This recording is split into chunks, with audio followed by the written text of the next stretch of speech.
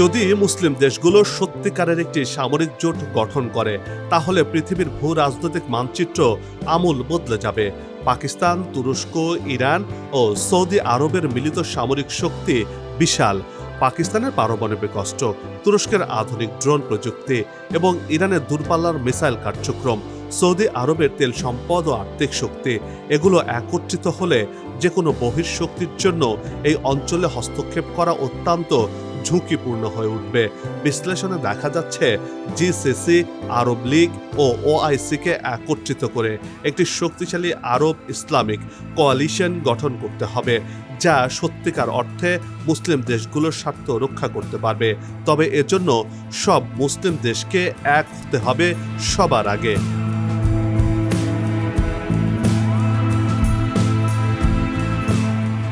যদি এরা সবাই একত্রিত হয়ে একটা ইউনিয়ন গড়ে তুলতে পারে তাহলে মুসলিমরাই বিশ্বে বিশাল একটি মানচিত্র এঁকে দিতে পারে।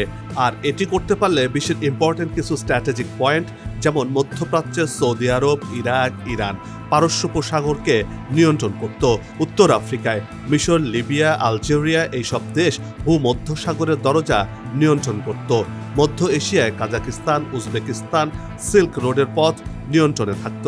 সেই সাথে দক্ষিণ এশিয়ায় পাকিস্তান ও বাংলাদেশ ভারত মহাসাগরের প্রবেশপথ নিয়ন্ত্রণে রাখত।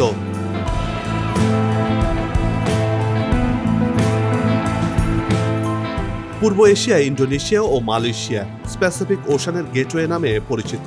এই চারটি পথই থাকত মুসলিমদের হাতে। বলা চলে পৃথিবীর সবচেয়ে স্ট্র্যাটেজিক লোকেশনগুলো মুসলিমদের জোটের নিয়ন্ত্রণে থাকত। সর্বপ্রথম সুয়েজ খাল যেত মিশরের নিয়ন্ত্রণে। এটি ইউরোপ এবং এশিয়ার মধ্যে একটি শর্টকাট রুট। এই রুট দিয়ে প্রতিদিন কোটি কোটি ব্যারেল তেল এবং পণ্য ইউরোপের দেশগুলোতে যায়। তাই এটি যদি মুসলিম ইউনিয়নের হাতে থাকত তাহলে সারা বিশ্বের বাণিজ্যের 10 থেকে 12% নিয়ন্ত্রণ করতে পারত মুসলিমরা।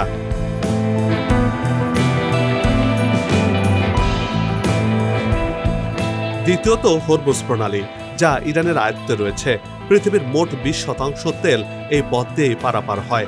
আর কখনো যদি ইরান এই পথকে বন্ধ করে দেয় তাহলে তেলের দাম আকাশ ছুঁয়ে যাবে।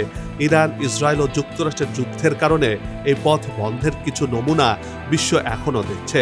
তৃতীয়ত মালাক্কা প্রণালী, যা ইন্দোনেশিয়া এবং মালয়েশিয়ার কন্ট্রোলে। আর সবচেয়ে বড় বিষয়, এটা চীনের লাইফলাইন, কারণ চীনের 80% তেল এখান দিয়েই আসে। যদি এই সমস্ত চেক পয়েন্টগুলো মুসলিম ইউনিয়নের নিয়ন্ত্রণে থাকত তাহলে বিশ্ব ট্রেড পুরোপুরি তাদের হাতের মুঠোয় চলে আসত।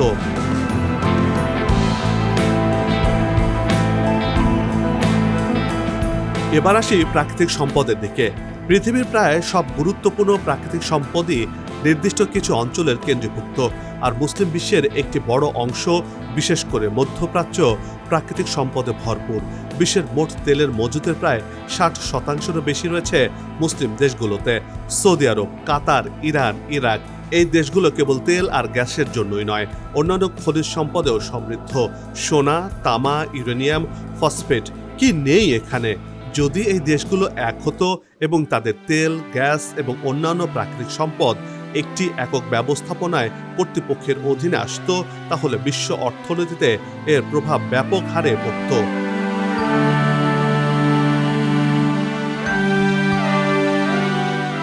অর্থাৎ পশ্চিমা বিশ্ব, বিশেষ করে যুক্তরাষ্ট্র এবং ইউরোপ, যারা তাদের জ্বালানির চাহিদা মেটাতে এই অঞ্চলের উপর নির্ভরশীল, তারা চরম কূটনৈতিক চাপে পড়ত। জ্বালানির মূল্য নিয়ন্ত্রণ, সরবরাহ সবকিছুই চলে যেত এই সম্মিলিত মুসলিম শক্তির হাতে।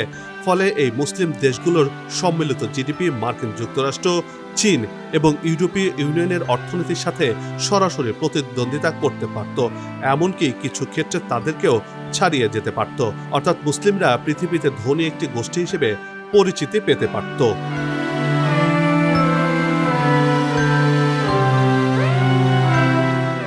মুসলিম বিশ্বে একটি সামরিক জোটের ধারণা নতুন নয়। 2015 সালের ডিসেম্বরে সৌদি আরবের প্রতিরক্ষা মন্ত্রী মোহাম্মদ বিন সালমান 34টি মুসলিম দেশ নিয়ে Islamic military counter terrorism coalition গঠনের ঘোষণা দেন। পরবর্তীতে এই জোটের সদস্য সংখ্যা বেড়ে 43-এ দাঁড়িয়েছিল। 2025 সালের 17 সেপ্টেম্বর সৌদি আরব ও পাকিস্তানের মধ্যে ঐতিহাসিক প্রতিরক্ষা চুক্তি স্বাক্ষরিত হয়, strategic mutual defence agreement. NATO চুক্তির মতোই এই চুক্তিতে বলা হয়েছে, একটি দেশে আক্রমণ হলে সেটিকে অপর দেশও আক্রমণ হিসেবে গণ্য করবে।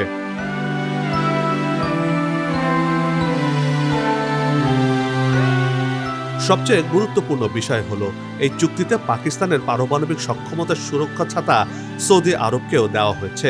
এর মানে হলো, যদি সৌদি আরবে কেউ হামলা চালায় তাহলে পাকিস্তান তার পারমাণবিক শক্তি দিয়ে পাল্টা জবাব দিতে পারবে। সৌদি আরব ও পাকিস্তানের মধ্যে গড়ে ওঠা নিরাপত্তা সহযোগিতা সম্প্রতি তুরস্ককে যুক্ত করে নতুন মাত্রায় পৌঁছে গেছে।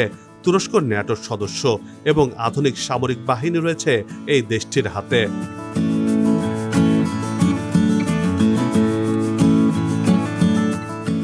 যুক্তরাষ্ট্র যখন নিজের স্বার্থ ও ইসরায়েলের নিরাপত্তায় অধিক গুরুত্ব দিচ্ছে, তখন আঞ্চলিক দেশগুলো নতুন নিরাপত্তা চুক্তির দিকে এগিয়ে যাচ্ছে।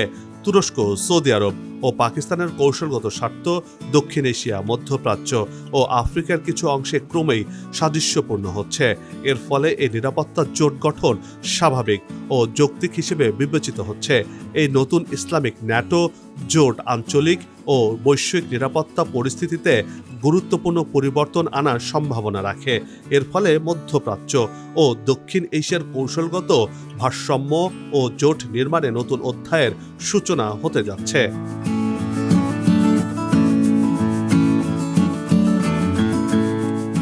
পৃথিবীর মোট সেনাবাহিনীর একটি বড় অংশই মুসলিম দেশগুলোতে রয়েছে। ইরান, পাকিস্তান, তুরস্ক, মিশর, সৌদি আরব, ইন্দোনেশিয়াতে নিজস্ব শক্তিশালী সেনাবাহিনী রয়েছে। যদি তারা এক হতো, তাহলে তাদের সম্মিলিত সেনাবাহিনীর আকার, অত্যাধুনিক অস্ত্রশস্ত্র এবং সামরিক প্রযুক্তি সব মিলিয়ে তারা হয়ে উঠত পৃথিবীর সবচেয়ে বড় সামরিক জোট, এমনকি ন্যাটোর থেকেও বেশি শক্তিশালী। বিশেষ করে পাকিস্তানের পারমাণবিক অস্ত্র এবং ইরানের অ্যাডভান্স মিসাইল এই সম্মিলিত শক্তিকে এক আলাদা স্তরে নিয়ে যেতে পারত।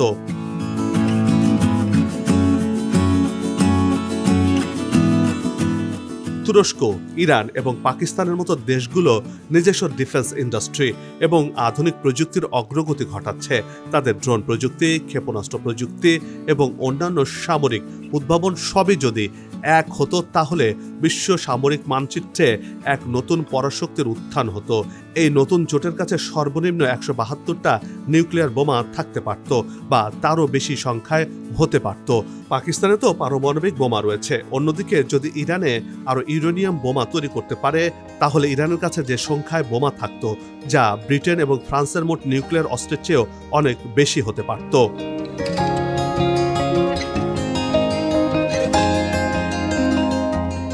এই জোটের মোট সক্রিয় সেনা সংখ্যা হবে 6.1 মিলিয়ন, যা পুরো বিশ্বের সবচেয়ে বড় সেনাবাহিনী। আমেরিকার সেনার দ্বিগুণ, চীনের সেনার থেকেও 1 মিলিয়ন বেশি। এই জোটের কাছে অসংখ্য যুদ্ধবিমান, ট্যাঙ্ক এবং যুদ্ধজাহাজ থাকত। তাই এই জোট শুধু নিউক্লিয়ার শক্তি নয়, এটা পৃথিবীর সবচেয়ে শক্তিশালী সামরিক বাহিনীতে পরিণত হতো। তাই পৃথিবীর কোনো শক্তি কখনোই এই জোটের সাথে সরাসরি যুদ্ধে জড়াতে সাহস পেত না বা পাবে না। 57টি মুসলিম দেশ একজোট হলে মাত্র 72 ঘন্টায় গোটা পৃথিবী বদলে যাবে, বদলে দিতে পারবে এই মুসলিম জোট। তখন কেউ আর মুসলিম দেশগুলোতে হামলা করার সাহস পেত না বা পাবে না। মুসলিমরাই বিশ্বকে নিয়ন্ত্রণ করত। আঘাত পেলেই পাল্টা আঘাতে সব ঠান্ডা করে দেওয়ার সক্ষমতা থাকত এই মুসলিম রাষ্ট্রগুলোর হাতে।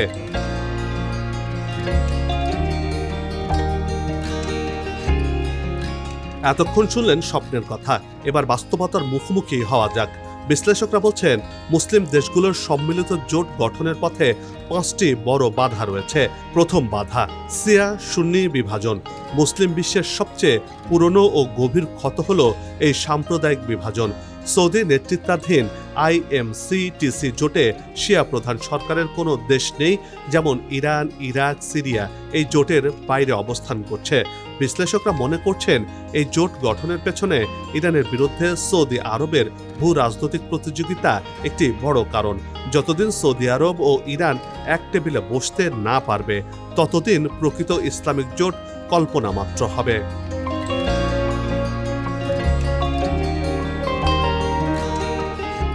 দ্বিতীয় বাধা পশ্চিমা নির্ভরতা।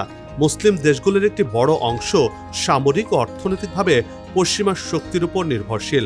সৌদি আরব, কাতার, আমিরাত এই দেশগুলো নিজেরাই মার্কিন সামরিক ঘাঁটির আশ্রয়দাতা। তুরস্ক ন্যাটোর সদস্য। এই দেশগুলো হঠাৎ পশ্চিমা বিরোধী সামরিক জোটে যোগ দেবে এটি বাস্তবসম্মত একেবারেই নয়। তৃতীয় বাধা হলো ভেতরকার দ্বন্দ্ব। মুসলিম দেশগুলো নিজেরাই অনেক ক্ষেত্রে পরস্পরের প্রতিপক্ষ। সৌদি কাতার দ্বন্দ্ব, তুরস্ক মিশর বৈরিতা, পাকিস্তান আফগানিস্তান সীমান্ত সমস্যা।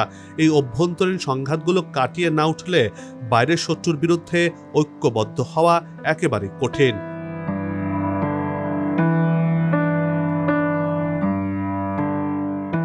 চতুর্থ বাধা হলো অর্থনৈতিক বৈষম্য। ওআইসিভুক্ত দেশগুলো বিশ্বের মোট জিডিপির মাত্র ৮% প্রতিনিধিত্ব করে। একদিকে কাতার, ইউএইর মাথাপিছু আয় বিশ্বের শীর্ষে, অন্যদিকে সোমালিয়া, নাইজার, মালি দারিদ্র্যের সঙ্গে লড়াই করছে। এই বিপুল বৈষম্য নিয়ে একটি কার্যকর সামরিক জোট চালানো প্রায় অসম্ভব।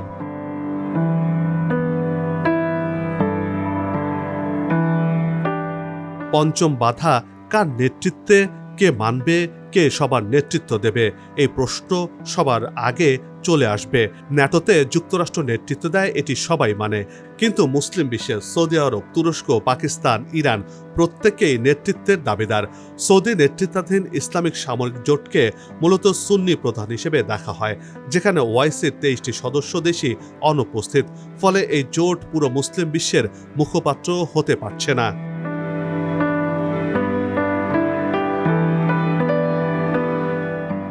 আন্তর্জাতিক সম্পর্ক বিশ্লেষকরা বলছেন একটি কার্যকর মুসলিম জোট তাত্ত্বিকভাবে সম্ভব, কিন্তু তার জন্য 3টি পূর্ব শর্ত পূরণ করতে হবে। প্রথমত, সৌদি আরব ও ইরানের মধ্যে 2023 সালে চীনের মধ্যস্থতায় যে কূটনৈতিক পুনর্মিলন হয়েছে তাকে আরও গভীর করতে হবে। দ্বিতীয়ত, তুরস্ককে ন্যাটো ও মুসলিম জোটের মধ্যে সেতু বন্ধন হিসেবে কাজ করার সুযোগ দিতে হবে। তৃতীয়ত, পাকিস্তানের সামরিক সক্ষমতাকে পুরো মুসলিম বিশ্বের নিরাপত্তার ছাতা হিসেবে প্রাতিষ্ঠানিক রূপ দিতে হবে।